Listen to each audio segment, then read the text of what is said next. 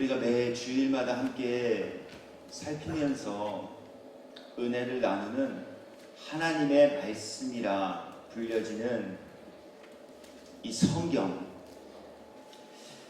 성경은 하나님의 감동으로 쓰여진 책입니다. 그래서 하나님께서는 사도 바울을 통하여서 모든 성경은 하나님의 감동으로 된 것으로 교훈과 책망과 바르게 함과 의로 교육하기에 유익하다라고 하셨습니다. 그러면서 하나님께서는 하나님의 감동으로 쓰여진 이 성경을 통하여서 우리 모두에게 교훈을 전하여 주고 계신데요. 성경을 통하여서 우리들에게 허락하여 주시는 교훈은 크게 4가지입니다. 첫째, 하나님께서는 성경을 통해 하나님은 누구이신가 라고 하는 것을 보이시며 알려주시고 교훈하고 계십니다. 성경을 통해서 우리들에게 알려주시는 그 내용은요, 하나님에 관한 것이다 라는 이야기입니다. 그래서 하나님께서는 구약 성경을 통해서 하나님은 어떠한 분이신가 라고 하는 것을 우리들에게 알려주고 계십니다. 창세기 1장 1절입니다. 태초에 하나님이 천지를 창조하십니다. 하나님은 어떤 분이실까? 하나님은 천지를 창조하신 창조주 하나님이시다 라고 하십니다. 그리고 이스라엘의 4대 족장들을 통하여서 하나님께서는 은혜와 복을 나리시기 즐겨하시는 복의 근원이 되심도 우리들에게 알려주시고 또 보여주셨습니다. 하나님은 복을 구하는 분이 아닙니다. 하나님은 복을 내려주시는 복의 근원이십니다. 그리고 이스라엘의 역사를 통하여서는 하나님께서는 구원자가 되시며 인도자가 되시고 때로는 인생들의 모든 불의와 죄악을 심판하시는 심판의 하나님이 되시기도 하나 약속하신 모든 말씀들을 반드시 성취하며 이루어주시는 신실하신 하나님이시다라고 말씀하고 있습니다. 믿어질 수 있는 은혜가 우리 모두에게 있게 되기를 주님의 이름으로 축복합니다. 믿어지되 하나님께서 친히 자신을 증언하여 주신 자기 증언의 그 모든 말씀들이 말씀 그대로 믿어지고 보여지며 깨달아 알 수 있게 되기를 주의 이름으로 축원합니다. 내가 믿고 싶은 하나님 말고요. 난 하나님이 좀 이런 분이었으면 좋겠어. 내가 바라는 하나님 말고요. 하나님께서 당신 스스로를 믿게 하시기 위하여 성경에 나타나 보이신 그 모든 하나님에 대한 것을 믿을 수 있는 이 믿음이 저에게도 여러분 모두에게도 있게 되기를 주의 이름으로 축원합니다. 두 번째, 성경은 예수님에 관하여서도 우리들에게 교훈하고 있습니다. 예수님은 과연 누구이신가? 그에 관하여서 하나님께서는 이사야 선지자를 통해 예수님의 이름으로 예수님은 누구이신가? 라고 하는 것을 먼저 우리들에게 알리셨을 뿐만이 아니라 이제 마태복음의 기자인 마태를 통하여서 마태복음 1장 21절에서 예수님은 과연 어떠한 분이신가? 라고 하는 것을 아주 정확하게 우리들에게 알려주십니다. 예수님, 그분은 누구이십니까? 아들을 낳으리니 그 이름을 예수라 하라. 이는 그가 그들의 백성을 자기들의 죄에서 구원할 자이니라 하심이라. 예수님은 사람의 영혼을 구원하시기 위하여 이 땅에 오신 분이시다 라고 하셨습니다. 그리고 예수님의 행적을 그리고 있는 사복음서를 통하여서 예수님께서는 천국의 비밀을 깨달아 알게 하여 주시는 분이심과 동시에 인생의 모든 약함을 위로하시고 치유하시며 하나님의 자녀로서의 합당한 삶을 살아낼 수 있도록 인도하시며 주장하여 주시는 분이시다라고도 하셨습니다. 인생의 연약함과 질고를 지시기 위하여 이 땅에 오신 하나님의 어린 양이시다라고 하는 거예요. 우리 종로를 하게 하기 위해 예수님이 이 땅에 오신 것 아닙니다. 우리 사람들 노동력 갈취하시기 위해 예수님 이 땅에 오신 것도 아니에요. 예수님 우리 인생 스스로가 해결할 수 없는 인생의 모든 질고와 아픔과 슬픔과 괴로움 그리고 고통을 위로하시고 평안을 주시기 위해 이 땅에 오신 분이시다 라고 하는 것입니다. 그래서 예수님 친히 이렇게 말씀하십니다. 수고하고 무거운 짐 진 자들아 다 내게로 오라. 내가 너희를 쉬게 하리라. 성경이 우리들에게 알려주시는 것은 예수님 그리고 하나님 그리고 성령님 되십니다. 성경은 우리들에게 성령님은 과연 누구이신가 라고 하는 것을 알리고 계신데요. 고린도전서 2장 10절 이후의 말씀을 통하여서 성령은 과연 누구이시고 성령은 어떠한 일을 하시는 분이 되시는가 라고 하는 것을 이렇게 알리십니다. 성령은 모든 것 곧 하나님의 깊은 것까지도 통달하시는 하나님의 깊은 것을 통달하시는 하나님의 영이 바로 성령이십니다. 그리고 이 성령은요, 약속의 말씀을 믿고 기도하는 모든 이들에게 주시는 하나님의 선물이다 라고 하셨습니다.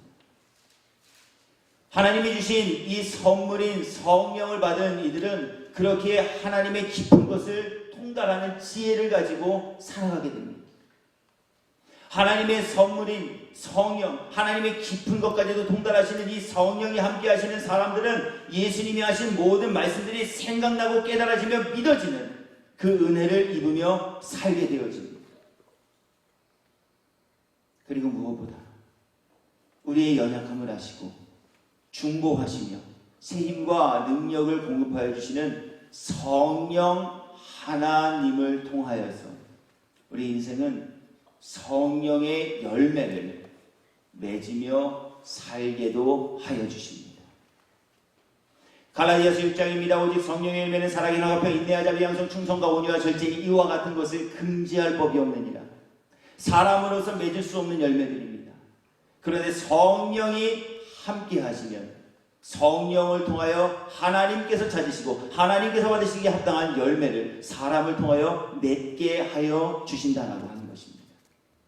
성경이 우리들에게 교훈하시는 내용은 이처럼 하나님, 예수님, 성령님에 관한 것들입니다. 그리고 이제 성경은 또 한 가지 우리들에게 주시는 교훈의 내용들을 담고 있는데요. 그것은 바로 하나님의 형상을 따라 지음을 받은 바로 우리 사람들에 관하여서도 알려주고 계십니다.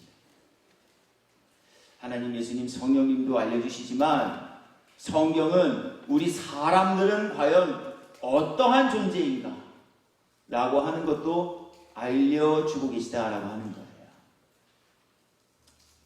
성경이 알려주시는 우리 인생, 성경은 우리 인생에 대해 무엇이라고 알려주십니까? 요한복음 8장 44절입니다. 너희는 우리 사람들 모두를 지칭하고 계셔요. 그러면서 우리 사람들은 과연 어떠한 존재인가라고 하는 것을 예수님이 이렇게 말씀하십니다. 너희는 너희 아비 마귀에게서 났으니 너희 아비의 욕심대로 너희도 행하고자 하느니라. 그는 처음부터 살인한 자여 진리가 그 속에 없으므로 진리에 서지 못하고 거짓을 말할 때마다 제 것으로 말하나니 이는 그가 거짓말장이요 거짓의 아비가 되었습니다. 본질적으로 악한 존재가 바로 우리 사람이다라고 성경이 말씀하고 계시다는 거예요. 예수님을 구주로 영접하여 거듭난 심령이 되기 이전의 모든 사람들은 그렇기에 악하다는 거예요. 이것이 성경을 통하여 우리들에게 알려주시는 인생의 본질이자 인생의 참 모습이다라고 하는 거예요. 그리고 주님은 하나님의 감동으로 쓰여진 이 성경을 통하여서 우리들이 눈, 우리들의 귀, 우리들의 지식으로 감히 상상하고 헤아릴 수 없는 우리 사람들의 내면에 대하여서도 알려주고 계십니다. 우리가 함께 살펴보았던 요한계시록의 말씀을 통하여서 우리 하나님께서는 우리 사람들이 미처 발견하지 못한 우리 인생의 내면, 우리 사람들의 실상이 어떠한가라고 하는 것을 이렇게 알려주십니다. 계시록 2장 9절입니다. 내가 내 환난과 궁핍을 알거니와 실상은 내가 부유한 자다. 환난과 궁핍을 당하고 있었습니다. 그래서 자신들은 부유와는 상관이 없는 이들이라고 여기고 있었습니다. 그런데 주님께서 말씀을 통하여 이들에게 너희들의 실상을 알려줄게. 너희가 비록 세상에서는 환난을 당하고 있으나, 너희들이 비록 세상에서는 궁핍한 지경 속에 놓여 있으나 너희들의 실상은 부유한 자야. 눈으로 볼 수 없는 것들이었어요. 마음과 지식과 세상의 기준으로는 판단 내려질 수 없는 것들에 관하여 예수님께서는 말씀을 통하여 실상이 어떠한지를 알려주고 계시다라고 하는 거예요. 또 한 곳의 말씀도 읽어드리죠. 계시록 3장 14절 이후의 말씀입니다. 라오디게아 교회의 사자에게 편지하라. 아멘이시오 충성되고 참된 증인이시오 하나님의 창조의 근본이신 이가 이르시되 내가 내 행위를 아노니 내가 차지도 아니하고 뜨겁지도 아니하도다. 내가 차든지 뜨겁든지 하기를 원하노라. 네가 말하기를 나는 부자라 부유하여 부족한 것이 없다 하나 네 곤고한 것과 가련한 것과 가난한 것과 눈먼 것과 벌거벗은 것을 알지 못합니다.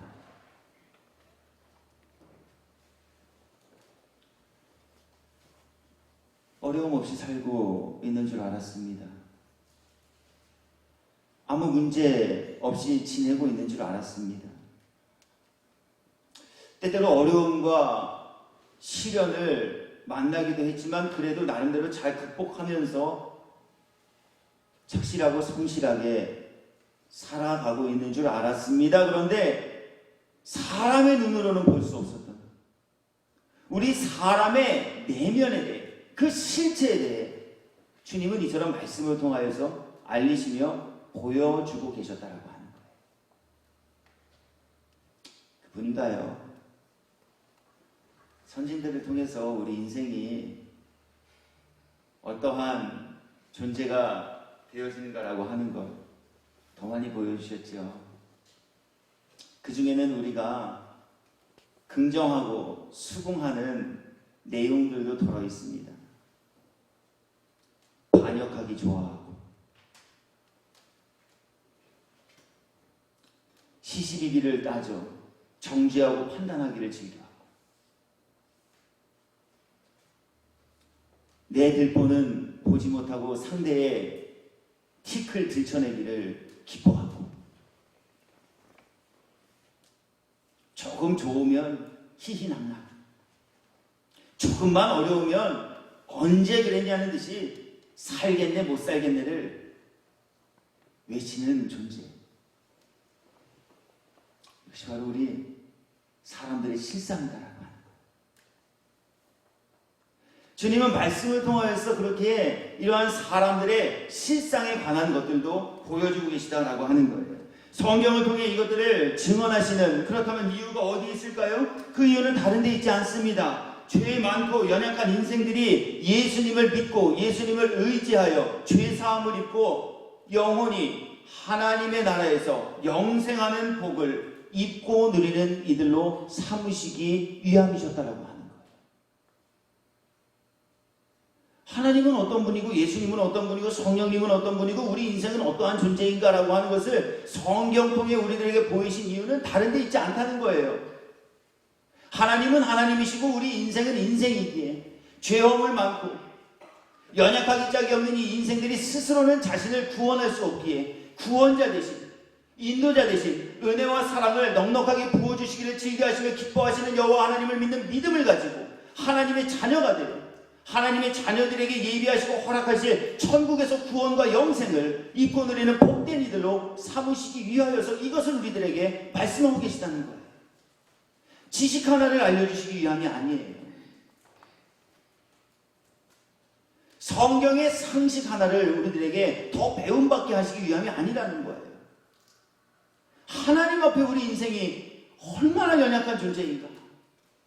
하나님 앞에 우리 인생이 얼마나 은혜를 입고도 그 은혜를 벗어나 배은 망덕한 자리에 서기를 기뻐하는 존재인가. 그럼에도 불구하고 버리지 않고 사랑해 주시는 그 하나님이 되심을 우리들에게 나타나 보이시면서 그 은혜와 사랑 가운데로 돌아와 나려주시는 은혜와 사랑을 입고 누리며 사는 이들 삼으시기 위하여 이 내용들을 우리들에게 전하게 나누게 하여주고 계셨다라고 하는 거예요.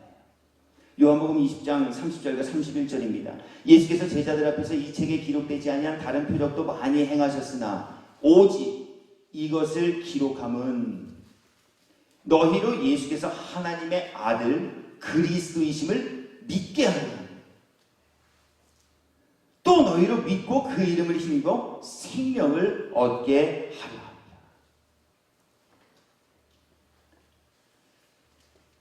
그리고 우리 모두가 성령 하나님의 인침과 도우심과 주장하여 주심과 인도하심을 받아 이 땅의 육신을 입고 살아가면서도 전능하신 여호와 하나님의 미쁨이 되는 삶을 살아가게 하시기 위하여 하나님은 하나님에 대해 예수님에 대해 성령님에 대하여 우리들에게 말씀하여 주셨다라고 하는 거예요. 그래서 하나님께서는 또 한 번 요한복음 4장 1절부터 26절까지를 통하여서 예수님은 어떤 분이시고 또 예수님 앞에 우리 인생은 어떠한 존재인가라고 하는 것을 오늘 다시 한번 말씀하여 주고 계십니다. 먼저 요한복음 4장 1절부터 15절까지를 통하여서는 예수님은 영원히 마르지 않는 생수를 주시는 분이시다 라고 하셨습니다. 그리고 이제 오늘 우리가 함께 살피면서 은혜를 나누게 될 요한복음 4장 16절부터 26절, 특별히 요한복음 4장 16절부터 19절까지를 통하여서는 우리 인생은 과연 어떠한 존재인가 라고 하는 것을 또 한 번 보여주고 계십니다. 오늘 그렇다면 말씀을 통해 우리 사람은 어떤 존재인가 라고 알려주시는 이 본문으로 우리들에게 주시고자 하는 교훈, 그것은 무엇이고 또 어디에 있는지 이제 우리가 함께 살피고 또 생각하면서 은혜를 나누려고 합니다. 먼저 하나님께서는 오늘 본문을 통하여서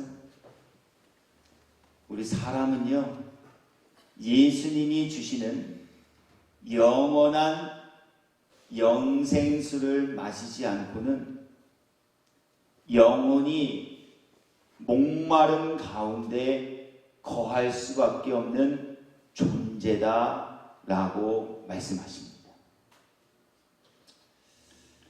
우리 사람의 영혼은요 예수님이 주시는 이 영생수를 얻어 마시지 않고는 목마름 가운데 거할 수밖에 없다라고 하는 말씀이에요. 오늘 예수님께서는 먼저 사마리아 지역에서 만난 여인에게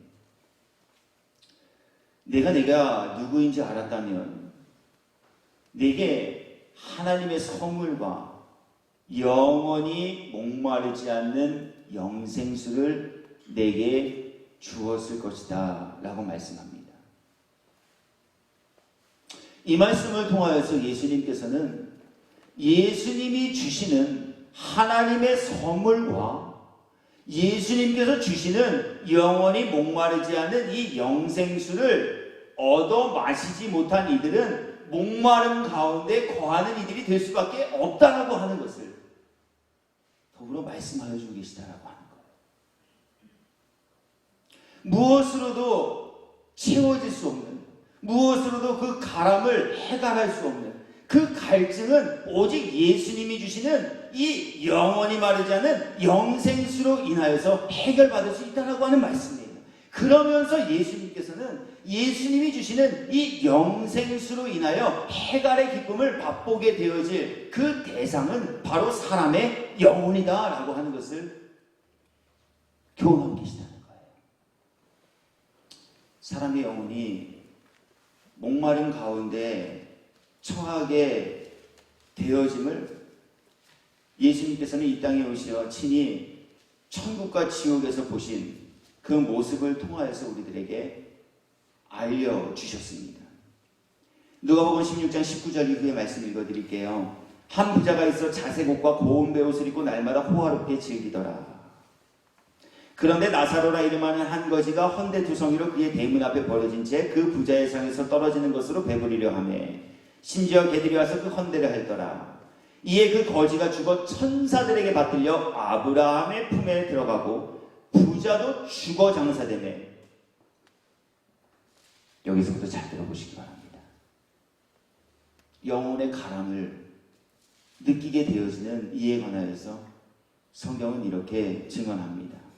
그가 음부에서 고통 중에 눈을 들어 멀리 아브라함과 그의 품에 있는 나사로를 보고 불러 이르되 아버지 아브라함이여 나를 긍휼히 여기사 나사로를 보내어 그 손가락 끝에 물을 찍어 내 혀를 서늘하게 하소서. 내가 이 불꽃 가운데서 괴로워하나이다. 영원히 마르지 않는 영생수는 예수님께서 예수님을 믿고 구하는 이들에게 주시는 것이라 하셨어요.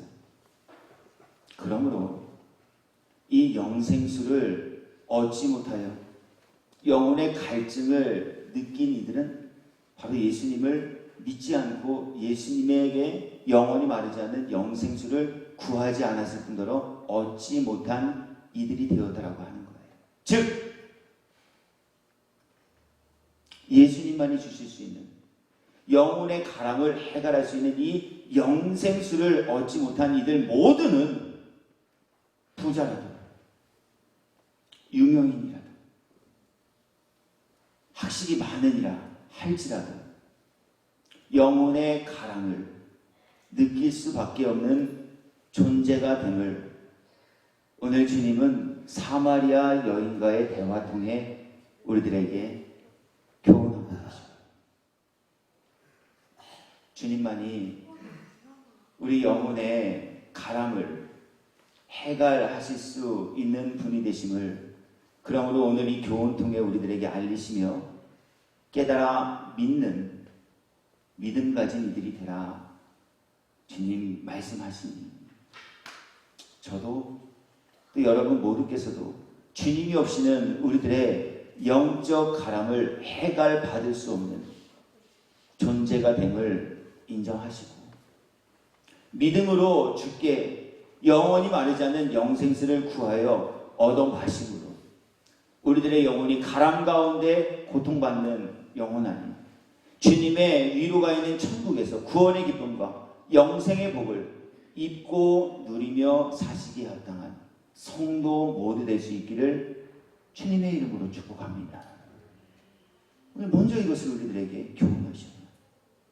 두 번째, 오늘 주님께서는 사마리아 여인과의 대화를 통하여서요, 우리 사람은요, 주님이 주시는 영생수를 얻지 못하면 목마른 삶을 살아갈 수밖에 없는 존재이다라고 하는 것을 교훈하고 계셔요.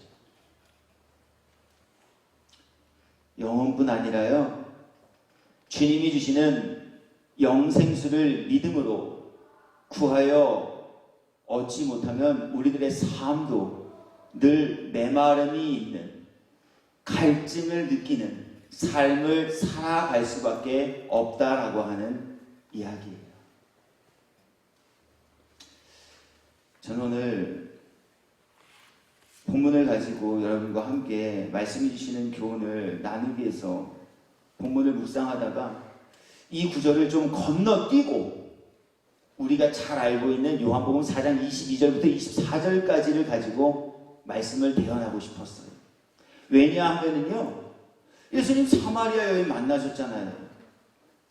물 기르러 왔어요. 그러냐? 내가 주는 물 마시면 영원히 목마르지 않을 텐데. 그냥 그러면서 거기에서 이야기를 끝 마치셔도 될 법했는데. 아니 거기에서 조금 더 나아가서 너 아직도 목마르니? 그렇다면 하나님을 믿는 믿음을 가지고 하나님은 영이시니까 신령과 진정으로 예배해. 뭐 이런 교훈을 주시는 이러한 단계로 이러한 순서로 간다면 그래도 이야기의 흐름이 좀 매끄러울 텐데 뜬금없이 내가 주는 물 마시면 목마르지 않을 텐데 이렇게 하시고는 가서 내 남편 불러와. 너무 앞뒤가 맞지 않는 이야기가 성경에 소개되어 있기에 대체 이것이 무슨 교훈을 주시기 위해 기록해 놓은 말씀일까라고 많이 고민하게 되었습니다. 상관관계가 없잖아요. 그런데 말씀을 묵상하던 가운데 주님이 제게 주신 깨달음 하나를 얻게 되었어요.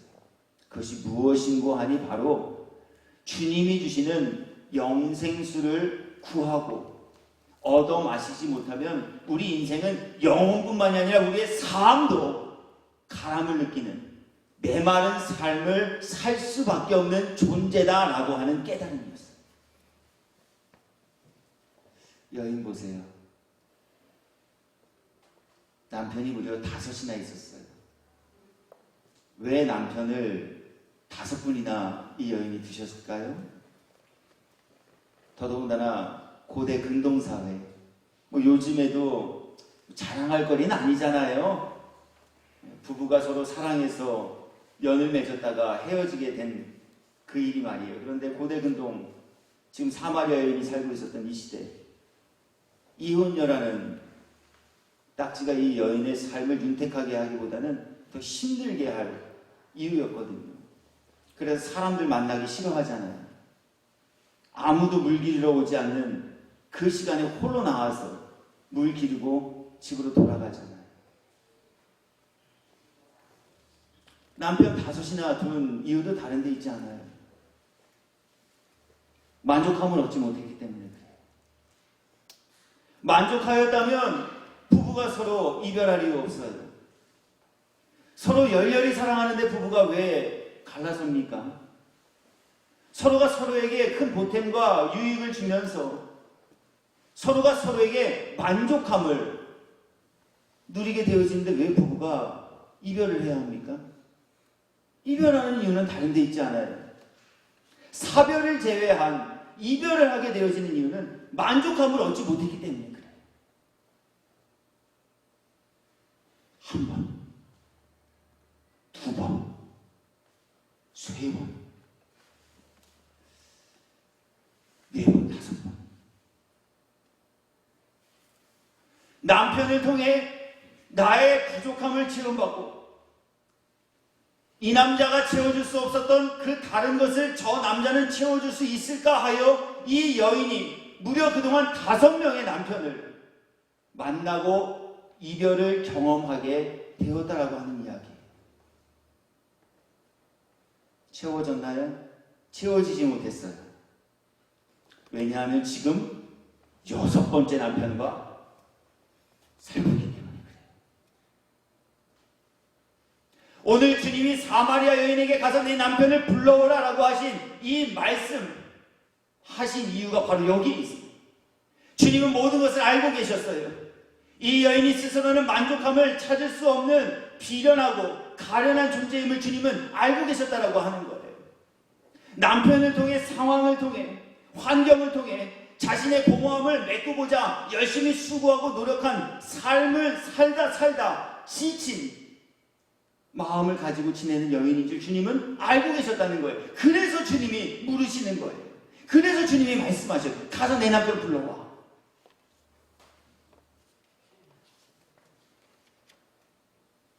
여인이 자신의 이야기를 주께 드리죠.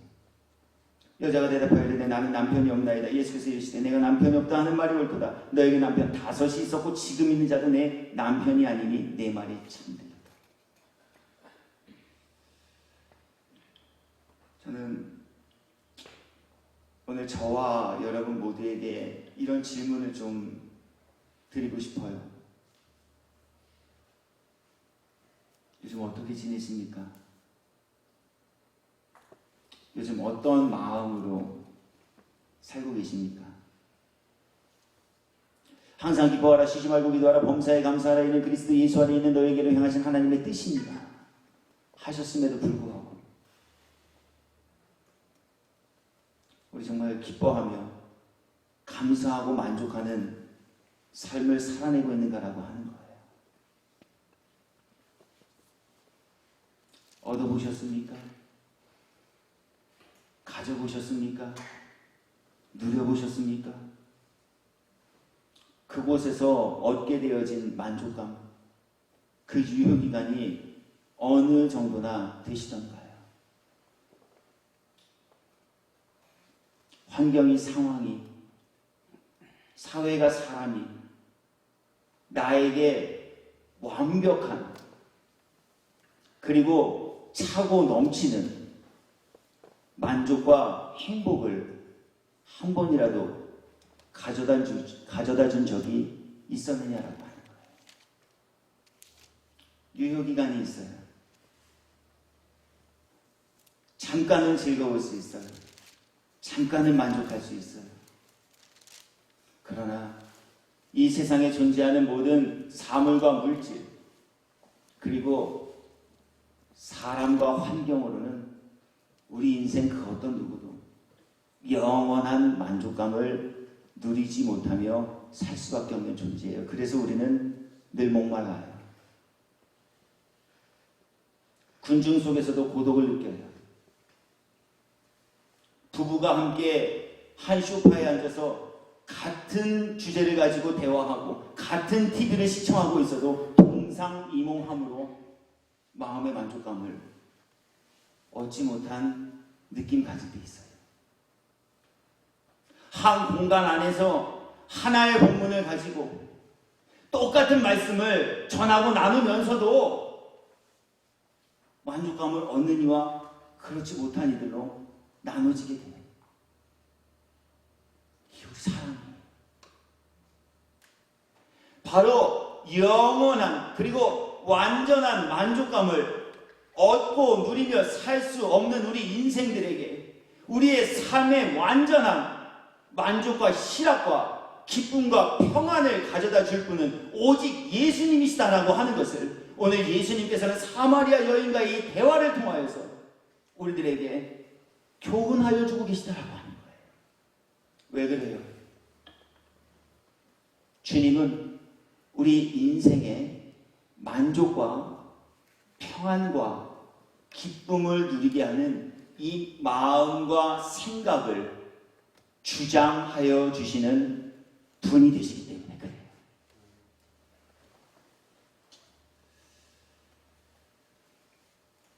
전 가져오지 못해서 솔직히 그 기분을 다 공감할 수는 없습니다만 제가 목회를 하면서 저에게 찾아와 상담을 했던 분들의 이야기를 조금 들어본 결과 그래 뭘 많이 가졌다고 해서 꼭 행복한 것만은 아니다. 오히려 마음이 기쁘고 평안한 것이 사람에게 가장 큰 행복과 만족을 가져다 주는 것이다 라고 하는 걸 전 정말 많이 깨닫게 됐어요. 자녀들이 십시일반하여서 부모님의 70년 생신을 챙겨드리기 위해서 호텔을 예약하고 거기에서 성대한 잔치를 벌였어요. 그 잔치를 하고 오신 권사님께서 제게 오셔서 이런 말씀을 하셔요. 너무 비참했대요. 너무 불행했대요. 잔치하고 오신 분이 이게 무슨 일인가. 잔치 자리에서 어느 정도 흥이 물어가고 있는데 그 자리에 함께했던 자식들이 돈 문제를 가지고 서로 시시비비를 가리면서 다투기 시작합니다. 그 모습을 보면서 당신의 마음이 얼마나 슬프고 비참하고 괴로웠는지 알 수 없습니다. 그러면서 마지막에 이 말을 덧붙이셔요. 차라리 잔치상을 차려주지 않아도 자기들끼리 서로 우애하고 화목하게 사는 것이 부모에게 정말 효도하는 것이고 부모의 마음을 기쁘게 해주는 일일 텐데, 호텔에서 상 차려주면 뭐예요? 자기들끼리 쌈박질 하는데.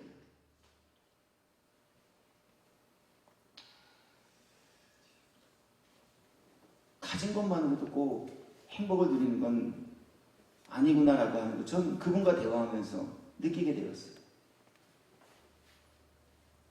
맞아요. 우리가 그런 존재예요. 그래서 기쁨은요, 그래서 행복과 만족은요, 이 마음으로부터 시작해요. 마음이 기뻐 보세요. 다 기뻐요. 저희 어머니께 지난주에 이런 이야기를 좀 드린 적이 있어요. 어머니께서 만약 지금 로또 1등이 당첨되어서 당첨금 400억을 수령하게 되었다라고 한번 가정해 봅시다. 길 가다 어떤 사람이 만약 저희 어머니를 때리고 갔어도 왜 그러지? 이러고 그냥 지나가셨을 게 분명해요. 아무리 어렵고 힘든 상황이 지금 내 앞에 닥쳤다 할지라도 내 마음이 기쁘면 그 상황들 다 이겨낼 수 있게 되어질 거 분명해요. 어머니께서 웃으면서 인정하시더라고요. 그래, 맞다. 그래서 행복은 마음이 있어요. 물질로 살 수 없어요. 만족은 환경과 사람으로 얻을 수 없어요. 마음이 있어요. 바로 이 마음을 주님이 주장하시고 그 마음 속에 평안과 위로와 목마르지 아니할 수 있는 만족을 선물로 부어 주셔요. 요한복음 14장 27절입니다. 평안을 너희에게 끼치니. 예수님께서 사람들에게 약속하신 그 약속의 내용이에요. 어떤 내용이에요? 평안을 주시겠대요. 언제 평안 주실까요? 평안하지 않은 마음 상태일 때 주님은 평안을 주셔요. 평안할 때 평안을 주실 필요 없어요. 평안할 수 없고 평안하지 않을 때 주님은 우리 사람들의 마음과 생각과 영혼과 그 심령 가운데 평안을 끼쳐주시는 분으로 함께 하시겠다라고 약속하고 계시다는 거예요. 그래서 주님이 함께 하시면 평안할 수 없는 상황 속에서도 우리는 평안을, 안식을 누리게 되어짐을 오늘 교훈하고 계시다는 거예요. 곧 나의 평안을 너에게 주노라. 그러시면서 주님이 주시는 평안은 어떤 평안일까요? 잠시 잠깐 피었다가 금방 사그라드는 평안이요? 상황과 환경과 어떠한 사람들 때문에 동요되어지고 넘어지고 꺾여지는 그러한 평안이요? 아닙니다. 그래서 주님 또 말씀하셔요. 내가 너에게 주는 것은 세상이 주는 것과 같이 아니하니라. 너희는 마음에 근심하지도 말고 두려워하지도 말라. 근심하며 살아갈 수밖에 없는 연약한 인생들, 두려움 가운데 거할 수밖에 없는 무지한 인생들에게 주님은 평안의 마음을 덧입혀 주심으로 두려움 가운데 기뻐하며 근심할 상황 속에 만족하는 삶을 살아내게 하여 주시는 좋으신 하나님의 독생자이시다라고 하는 거예요. 그래서 주님이 없으면, 그래서 주님이 함께하지 아니하시면 우리 인생을 무엇으로도 채워질 수 없는 늘 공허함과 목마름 가운데 머무는 이들이 되실 수밖에 없다는 거예요. 그러니 주님 의지하시라는 거예요. 그러니 주님이 주시는 영생수로 채움받아 날마다 기쁨과 감사함이 있는 하나님의 자녀로서의 합당한 삶을 살아내는 성도되라 오늘 말씀하고 계셔요. 요한복음 16장 33절 말씀도 좀 읽어드릴게요.